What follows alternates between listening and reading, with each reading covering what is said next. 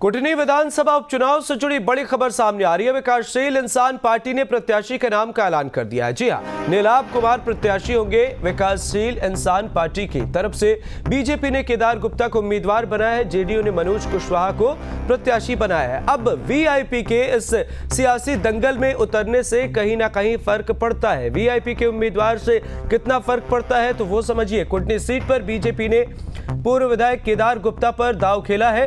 केदार गुप्ता का जनाधार बेहतर है। इससे पहले के चुनाव में महज 700-800 वोटों से ही उनकी हार हुई थी, इसलिए उन्हें एक मजबूत दावेदार के तौर पर देखा जा रहा है। इसी के साथ वे वैश्य समाज से आते हैं। वहीं जेडीयू ने पूर्व मंत्री मनोज कुशवाहा को टिकट दिया है। अब मुकेश सैनी भूमिहार जाति के नीलाभ कुमार को मैदान में उतारने की तैयारी में है। और अगर ऐसा होता है, अगर नीलाभ कुमार को टिकट मिलता है तो कहीं ना कहीं बीजेपी और जेडीयू दोनों का ही खेल बिगाड़ते हुए मुकेश सैनी नजर आएंगे। भूमिहार बीजेपी का कोर वोटर माना जाता है। नीलाभ कुमार उसमें सेंध लगाकर वोट काटेंगे। वहीं कुटनी में सैनी और कुशवाहा जाति के वोटर्स की संख्या बहुत है। ऐसे में वे महागठबंधन के वोट बैंक में भी सेंध लगा सकते हैं। बहरहाल, इससे पहले विकासशील इंसान पार्टी के मुखिया मुकेश सैनी ने कहा था कि वे देखेंगे कहां स्थिति बेहतर बैठती है, महागठबंधन की तरफ या फिर बीजेपी यानी एनडीए की तरफ, तो वे उधर जा भी सकते हैं। पर अब जो जानकारी मिल रही है, वे अपना प्रत्याशी उतारने की तैयारी में है। और अगर ऐसी स्थिति सामने आती है तो कहीं ना कहीं ये मुकाबला त्रिकोणीय भी हो सकता है।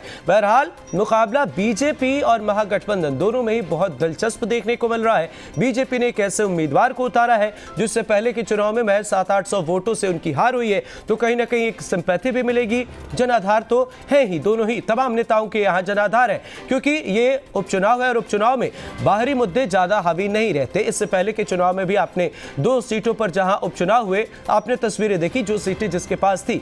पर इस बार कहीं ना कहीं मुकाबला ये दिलचस्प होगा, क्योंकि केदार गुप्ता और दूसरी तरफ महागठबंधन प्रत्याशी, इनके बीच ये मुकाबला खास तौर पर देखने को मिल रहा है। दोनों ही नेताओं के पास जनाधार है। मुकाबला दिलचस्प होगा। पर सबसे खास ये है कि जो सियासी समीकरण है यानी जातिगत समीकरण है, अगर उसे बेहतर तरीके से यहां पर पार्टियां साधने की कोशिश में सफल होती हैं तो कहीं जिसने भी इसमें सफलता हासिल की उससे फायदा होगा। बहरहाल, वीआईपी के उम्मीदवार उतारे जाने से कहीं ना कहीं इनमें थोड़ी मुश्किलें आ सकती हैं। अब देखना दिलचस्प होगा कि क्या आखिर वक्त तक क्या कुछ होता है खास।